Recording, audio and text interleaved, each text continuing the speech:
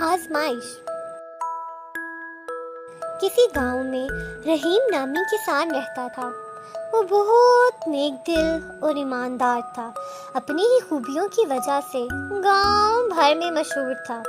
لوگ اپنی چیزیں امانت کے طور پر اس کے پاس رکھواتے تھے۔ ایک دن معمول کے مطابق صبح سویرے کھیتوں میں ہل چلانے کے لیے جا رہا تھا کہ راستے میں اسے ایک تھیلی نظر آئی۔ اس نے ادھر ادھر دیکھا اور تھیلی اٹھا لی۔ اس نے تھیلی کھول کر دیکھی تو وہ اشرفیوں سے بھری ہوئی تھی۔ کسان تھیلی لے کر کھیتوں میں جانے کی بجائے گھر واپس آ گیا اور اپنی بیوی کو بتا دیا۔ جب اس کی بیوی کو یہ معلوم ہوا کہ اس میں اشرفیاں ہیں تو اس کے دل میں لالچ آ گیا۔ اس نے اپنے شوہر سے کہا، ہم یہ تھیلی رکھ لیتے ہیں، وہ فوراً یہاں سے نکل جاتے ہیں۔ شہر جا کر ہم بڑا سا گھر بنائیں گے اور اس میں آرام سے رہیں گے۔ بیوی کے کہنے کے باوجود کسان لالچ میں نہ آیا اور کہنے لگا، نہیں، میں ایسا نہیں کر سکتا۔ اس تھیلی کے مالک کو ڈھونڈ کر اشرفیاں اس تک پہنچاؤں گا۔ یہ تھیلی تمہیں راستے میں ملی ہے، تم نے کوئی چوری تو نہیں کی؟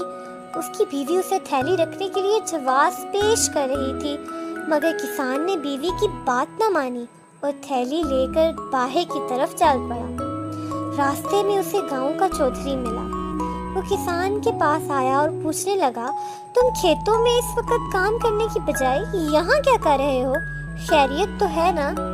اس کی یہ بات سن کر کسان بولا، میں اس تھیلی کے مالک کو ڈھونڈ رہا ہوں تاکہ اس کی امانت اس تک پہنچا دوں۔ اس کی بات سن کر چودھری مسکرایا اور بولا، یہ تھیلی تمہارا انعام ہے۔ یہ سن کر کسان حیران ہوا اور حیرت زدہ ہو کر بولا، انعام؟ مگر کیوں؟ چودھری نے جواب دیا، میں نے گاؤں بھر میں تمہاری ایمانداری کے چرچے سنے تھے، اس لیے میں نے یہ تھیلی تمہارے راستے میں رکھ دی، کیونکہ صبح سویرے اتنی جلدی تمہارے یہاں سے کوئی نہیں گزرتا۔ مگر کیوں؟ کسان نے پوچھا۔ تمہاری ایمانداری کو آزمانے کے لیے اب یہ تھیلی تمہارا انعام ہے۔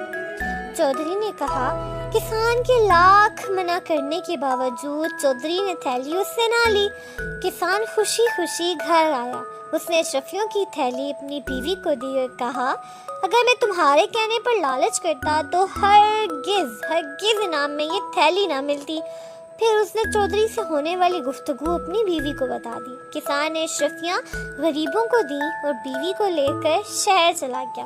وہاں اس نے ایک گھر خریدا اور کاروبار کر کے خوش و خرم زندگی گزارنے لگا۔